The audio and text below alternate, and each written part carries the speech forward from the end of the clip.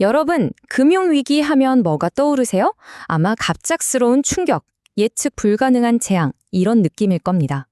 그런데 만약 그 혼돈 속에 어떤 패턴이 숨어 있다면 어떨까요? 오늘 바로 그 미스터리를 한번 파헤쳐 보겠습니다. 자, 이 이미지를 한번 보시죠. 정말 강력하지 않나요? 우리가 이 사진으로 시작하는 데는 이유가 있습니다. 시장이 갑자기 무너져 내릴 때 우리가 느끼는 그 막막함, 그 무력감을 이 한 장의 사진이 정말 잘 보여주거든요. 하지만 말이죠. 만약 그 혼동 속에 어떤 숨겨진 패턴이 있다면 어떨까요? 네, 바로 이게 오늘 우리가 던질 핵심 질문입니다. 이제 문제만 바라보는 것에서 벗어나서 그 해답을 찾는 여정을 한번 시작해 보겠습니다. 자, 첫 번째 키워드부터 한번 살펴보죠. 바로 꼬리 위험, 영어로는 테일 리스크라고 하는데요. 이게 뭐냐면요. 기존의 금융 모델들이 에이, 설마 이런 일이 일어나겠어 하고 무시해버리는 데이터 저 끝에 숨어있는 거대한 괴물 같은 거라고 생각하시면 됩니다. 정의를 좀 더 자세히 볼까요? 발생 확률은 낮지만 한 번 터지면 모든 걸 날려버릴 수 있는 엄청난 사건, 바로 이거예요. 로또 당첨될 확률보다 낮을 수도 있지만 그 파급력은 상상 초월인 거죠. 그러니까 대비하기가 정말 까다로운 겁니다.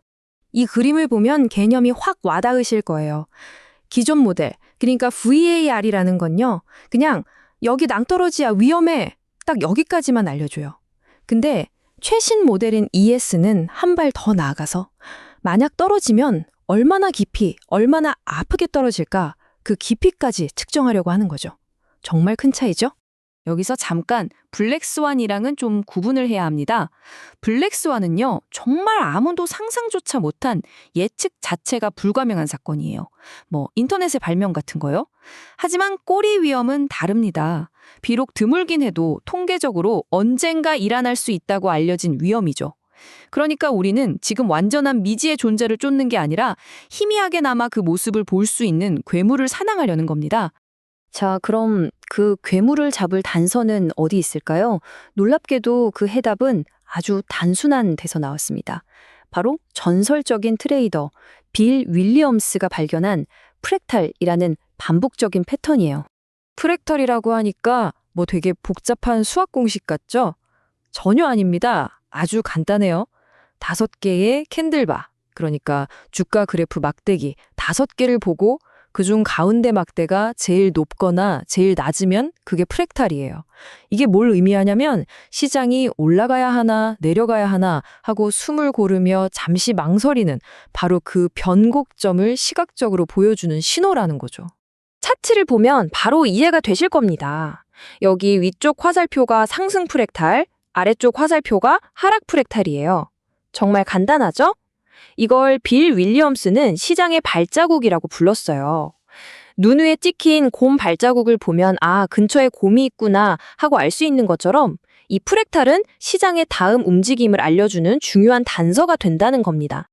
네, 방금 말씀드렸듯이 프랙탈은 시장의 발자국이다. 이 개념을 만든 빌 윌리엄스가 남긴 말인데요.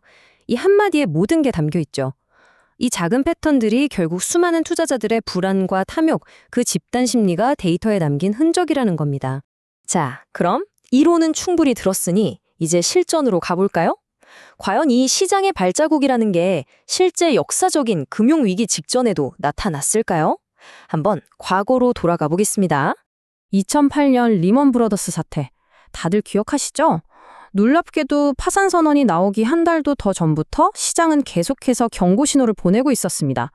여기 보세요. 8월 초에 거래량이 폭증하면서 상승 프랙탈이 연속으로 나타났고 바로 뒤이어서 하락 프랙탈이 뜨면서 급락을 예고했죠.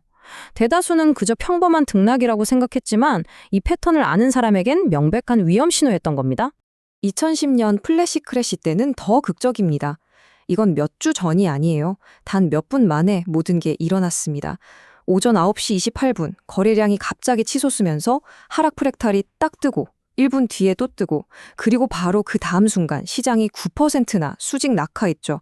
이건 뭐랄까 장기 예보가 아니라 미사일이 날아오기 직전에 울리는 공습경보 같은 정말 초단기적인 경고였던 셈입니다. 가장 최근 사례인 2020년 코로나 쇼크 때도 마찬가지였습니다. 전 세계가 패닉에 빠졌던 블랙 먼데이가 오기 약 일주일 전 2월 말부터 이미 프랙탈은 이거 심상치 않다는 신호를 보내고 있었어요. 상승 프랙탈로 비정상적인 변동성을 알리고 하락 프랙탈로 추세 전환을 확인시켜줬죠. 일주일이면요, 정말 많은 걸 할 수 있는 시간입니다. 개인 투자자든 기관이든 위험에 대비할 수 있는 골든타임이었던 거죠. 그리고 암호화폐 시장도 예외는 아니었습니다. 2022년 FTX 붕괴 사태, 공식적으로 파산하기 열흘도 더 전에 시장은 이미 비명을 지르고 있었어요. 10월 말에 이례적인 대규모 매도세와 함께 하락 프랙탈이 나타났고 11월 초에 또 나타나면서 유동성 위기가 심각해지고 있음을 알렸죠. FTX 내부 하정은 아무도 몰랐지만 시장 데이터에 남겨진 발자국은 그 거대한 붕괴를 이미 암시하고 있었던 겁니다. 자, 지금까지 과거 사례들을 보니까 프랙탈이 정말 중요한 신호구나 하는 건 알겠습니다. 근데 이걸 어떻게 실용적으로 쓸 수 있을까요? 그냥 차트만 뚫어져라 쳐다보고 있을 순 없잖아요. 그래서 등장한 게 바로 이걸 체계적인 경보 시스템으로 만든 프랙탈 위험지수 FRI입니다. 이 FRI는 단순히 프랙탈이 나타났다, 안 나타났다만 보는 게 아니에요. 훨씬 더 똑똑합니다. 프랙탈 신호가 얼마나 강한지, 그때 거래량은 얼마나 터졌는지, 그리고 시장의 변동성은 어떤지를 종합해서 하나의 점수로 딱 보여주는 거죠. 말하자면 위험의 종합 건강검진 점수 같은 겁니다. 그리고 그 기준점이 되는 숫자가 바로 0.75입니다. 이 지수를 계속 추적하다가 0.75를 넘어선다. 그럼 삐용삐용하고 꼬리 위험 경보가 울리는 겁니다. 집에 있는 화재 경보기가 이제 진짜 불난 것 같아 하고 시끄럽게 울어대는 바로 그 임계점이라고 생각하시면 돼요. 그럼 이 시스템, 과연 믿을만 할까요? 과거 데이터로 돌려본, 즉 백테스팅한 결과를 보면 정말 놀랍습니다. 경보가 울렸을 때 실제로 위기가 터질 확률, 즉 정밀도가 78%에 달했고요. 실제 위기 중 71%를 잡아냈습니다. 더 중요한 건 이거예요. 잠재적 손실을 30%나 줄였다는 거. 여러분 30%면요. 위기 상황에서 파산하느냐 살아남느냐를 가르는 어마어마한 차이입니다. 그리고 더 놀라운 건 평균적으로 실제 사건이 터지기 3시간 전에 경고를 줬다는 겁니다. 여러분, 금융시장에서 3시간이면요. 이건 거의 영혼과도 같은 시간이에요.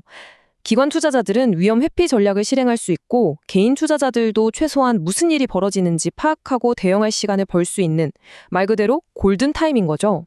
자, 그럼 이 프랙탈 분석 기술은 여기서 멈출까요? 당연히 아니죠. 미래는 훨씬 더 흥미진진합니다.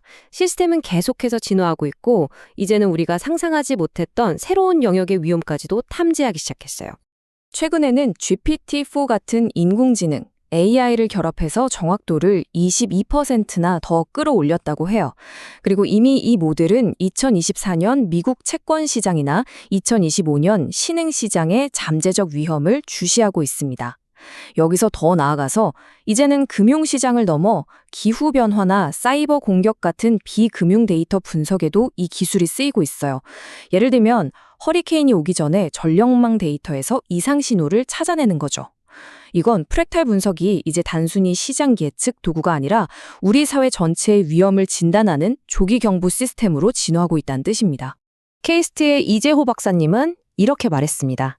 진정한 미개척 영역은 시장의 혼돈을 예측하는 것뿐만 아니라 그 구조를 양자 수준의 정밀함으로 이해하는 것이다. 네, 이제 우리는 양자 컴퓨팅 같은 기술을 통해 이 혼돈의 구조를 거의 원자 단위로 들여다볼 수 있는 그런 미래의 문턱에 서 있는 겁니다. 자, 오늘 긴 이야기를 마무리하면서 마지막 질문을 하나 던져보겠습니다. 우리는 이제 금융이라는 거대한 폭풍이 언제쯤 올지 예측할 수 있는 점점 더 정교한 기상예보 시스템을 갖게 됐습니다. 그런데 말이죠. 예보가 아무리 정확해도 우리가 대비하지 않으면 무슨 소용이 있을까요? 폭풍이 온다는 걸 알면서도 창문을 잠그지 않는다면 결국 모든 피해는 우리 몫이겠죠.